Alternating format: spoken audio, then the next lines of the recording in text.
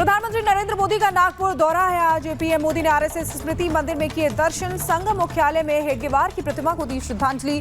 PM Modi के साथ RSS प्रमुख मोहन भागवत मौजूद। स्मृति मंदिर में आरएसएस प्रमुख मोहन भागवत से बात करते नजर आए पीएम मोदी। 12 साल बाद पीएम ने किया आरएसएस मुख्यालय का दौरा। पीएम मोदी ने स्मृति मंदिर में लिखा संदेश, लिखा हेडगेवार जी और पूज्य गुरु जी को शत शत नमन। उनकी स्मृतियों को संजोते स्मृति मंदिर में आकर अभिभूत हूं। हमारे प्रयासों से मां भारती का गौरव सदा बढ़ता रहे। प्रधानमंत्री नरेंद्र मोदी ने दीक्षा भूमि का भी दौरा किया। बाबा साहेब अंबेडकर को अर्पित की श्रद्धांजलि। पीएम मोदी को शॉल और पुष्प देकर आशीर्वाद दिया।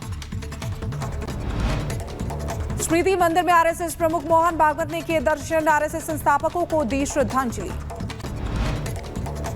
पीएम के दौरे को लेकर लोगों में उत्साह। सड़कों पर नजर आए पीएम मोदी के पोस्टर।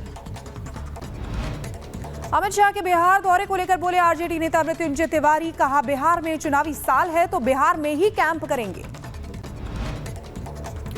आरजेडी और कांग्रेस पर केंद्रीय मंत्री नित्यानंद राय ने पलटवार किया और कहा जब चुनाव नहीं होता तब भी पीएम और अमित शाह देश भर में करते हैं कार्यक्रम। औरंगजेब के मुद्दे पर बोले बाबा बागेश्वर। कहा औरंगजेब ने देश को तोड़ने का काम किया है। बाबर और मुगलों की एक भी औलाद का नामो निशान भारत में नहीं रहना चाहिए। औरंगजेब देश को तोड़ने वाला है। बाबर की मुगलों की एक भी औलादों का नामो निशान भारत में नहीं रहना चाहिए। वक्फ बोर्ड को लेकर बोले स्वामी अवधेशानंद गिरी। कहा अतिक्रमण करने वाली संस्था है वक्फ बोर्ड। देखिए, वक्फ बोर्ड की जहां तक बात है वो बड़ी कोई वैधानिक संस्था नहीं है। उसका संविधान में कोई उल्लेख नहीं है। औरंगजेब विवाद पर बोले स्वामी अवधेशानंद गिरी जी। औरंगजेब ना तो भारत के लिए आदर्श व्यक्ति हो सकता है, ना ही मुसलमानों के लिए। जयपुर के प्रताप नगर में तेजा जी की मूर्ति तोड़ने पर पुलिस ने की कार्रवाई। मंदिर तोड़ने वाले आरोपी सिद्धार्थ सिंह को गिरफ्तार किया। पकड़े गए आरोपी से पूछताछ जारी। आज दिल्ली के जंतर मंतर पर भारी संख्या में जुटेंगे लोग। वक्फ बोर्ड को रद्द करने की मांग। प्रदर्शन को देखते हुए सुरक्षा के किए गए पुख्ता इंतजाम। उत्तर प्रदेश के बुलंदशहर में असामाजिक तत्वों ने देव प्रतिमाओं को खंडित किया। लोगों में आक्रोश जमकर हंगामा हुआ। ग्रामीणों ने अज्ञात आरोपियों के खिलाफ तहरीर दी। झारखंड के साहिबगंज में हिंसा भड़काने का मामला। आपत्तिजनक पोस्ट करने वाले को पुलिस ने किया गिरफ्तार। पुलिस खंगाल रही है युवक के social media accounts. Uttar Pradesh के अलीगढ़ में तमंचे के बल पर महिलाओं के साथ की गई मारपीट। सीसीटीवी हुआ वायरल। महिलाओं को अस्पताल में भर्ती कराया गया। यूपी के जौनपुर में पैसे के लेने देने के चलते विवाद हुआ है। पुलिस ने 13 लोगों को गिरफ्तार किया। मध्य प्रदेश के ग्वालियर में पति को सता रहा अपनी हत्या का डर। प्रशासन से मदद की गुहार लगाई। कहा पत्नी पर धमकी देने का आरोप। यूपी के बुलंदशहर में दबंग पत्नी का कहर। मायके वालों के संग मिलकर पति को पीटा। वीडियो सोशल मीडिया पर वायरल। हरिद्वार में पुलिस और बदमाशों के बीच मुठभेड़। मौके पर पुलिस ने एक को गिरफ्तार किया। 2 आरोपी फरार हुए। यूपी के शाहजहांपुर में पुलिस ने नशे के खिलाफ की बड़ी कार्रवाई। 50 ग्राम अफीम के साथ 2 तस्करों को गिरफ्तार कर जेल भेजा। राजस्थान के बीकानेर में पुलिस का एक्शन। नौकरी में धोखाधड़ी मामले में एक आरोपी को गिरफ्तार किया। लाखों रुपए की ठगी कर चुका है आरोपी। यूपी के रायबरेली में दिखा रफ्तार का कहर। 3 ट्रक आपस में टकरा गए। हादसे में 3 लोग घायल हुए हैं। उत्तर प्रदेश के बुलंदशहर में आवारा गौवंश पर कुत्तों का अटैक। वीडियो सोशल मीडिया पर वायरल हुआ। खुर्जा का बताया जा रहा वीडियो। गुजरात के अमरोली में वेस्ट रिसाइकलिंग प्लांट में भीषण आग लग गई। फायर ब्रिगेड की 7 से ज्यादा गाड़ियां आग पर काबू पाने में जुटी हुई हैं। दूर से ही देखा जा रहा है धुएं का गुबार।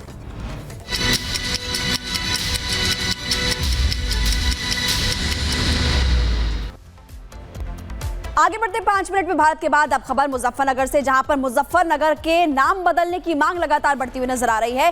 बाबा बागेश्वर ने भी मांग कर डाली और कहा कि इसको लेकर वो संकल्प यात्रा निकालेंगे। इससे जुड़ी भी अपील क्या की उन्होंने, रिपोर्ट देखिए।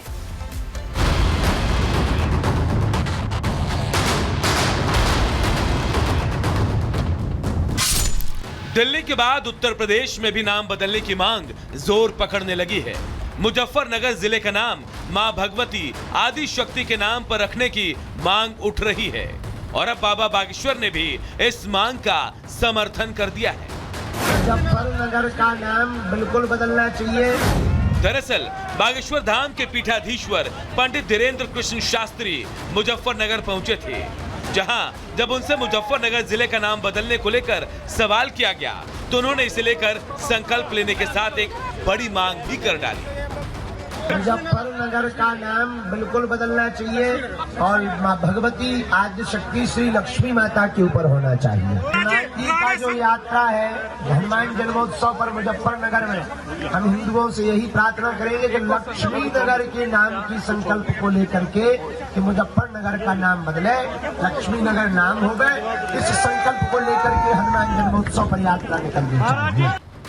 इस दौरान बाबा बागेश्वर ने आक्रांताओं का गुणगान करने वालों को भी नहीं बख्शा और औरंगजेब को महान बताने वालों को दो टूक संदेश दिया कि ये सनातनियों का देश है और यहाँ मुगलों का नामो निशान तक मंजूर नहीं। हमको उस भारत के 100 करोड़ हिंदुओं के दिलों में हिंदू राष्ट्र चाहिए। औरंगजेब देश को तोड़ने वाला है, बाबर की मुगलों की एक भी औलादों का नाम निशान भारत में नहीं रहना चाहिए। तो सुना आपने, पंडित धीरेन्द्र शास्त्री ने अपने बयान से यह लाउड एंड क्लियर संदेश दे दिया है कि वो मुगलों और आक्रांताओं के नाम पर रखे गए सड़कों और जिलों के नाम बदलने की मांग पर कंधे से कंधा मिलाकर साथ खड़े हैं। Bureau report, Republic Bharat. देश में हिंदू नववर्ष की आज से शुरुआत हो गई है और इसी के साथ नवरात्र का पावन त्योहार भी शुरू हो गया है।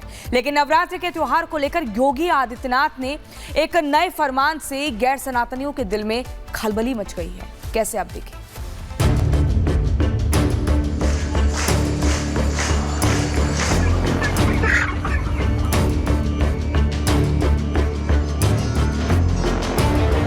पूरे हिंदुस्तान में हिंदू नए साल के साथ साथ नवरात्रि के त्योहार का उत्सव शुरू हो गया है।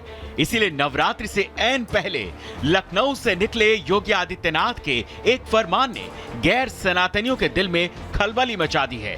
योगी आदित्यनाथ ने अपने ऐलान में साफ साफ कह दिया है, मंदिरों के आसपास अंडे, मीट की दुकान पर बैन रहेगा।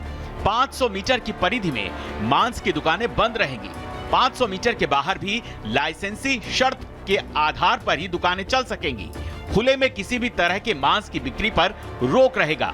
बूचड़ खाने तुरंत बंद कर दिए जाएं।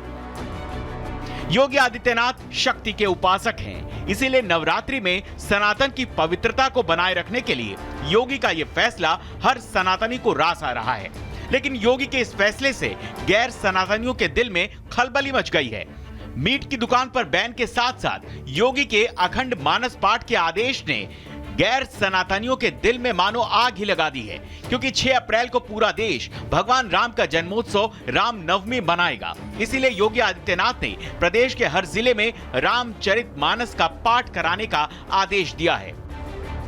5 अप्रैल को 75 जिलों में अखंड मानस का पाठ होगा। 6 अप्रैल को अखंड मानस पाठ संपन्न होगा। अयोध्या में राम मंदिर में सूर्य तिलक का आयोजन। चैत्र नवरात्रि मां दुर्गा के साथ साथ भगवान राम का आशीर्वाद पाने का आध्यात्मिक मौका है। लेकिन योगी आदित्यनाथ के इस ऐलान से मौलानाओं के दिल में आग लग गई है। हमारा भारत जमहूरी मुल्क है, लोकतांत्रिक देश है, जिसका कोई मजहब धर्म नहीं है। अगर कोई हुकूमत इसको प्रमोट करती है तो ये होगा कि ये हुकूमत फला मजहब का प्रचार कर रही है, प्रसार कर रही है, और ये काम संवैधानिक उसूलों के खिलाफ है। योगी आदित्यनाथ का ऐलान अटल और अखंड है, इसीलिए इसका कोई कितना भी विरोध करे उससे कोई फर्क पड़ने वाला नहीं है। Bureau report, Republic Bharat.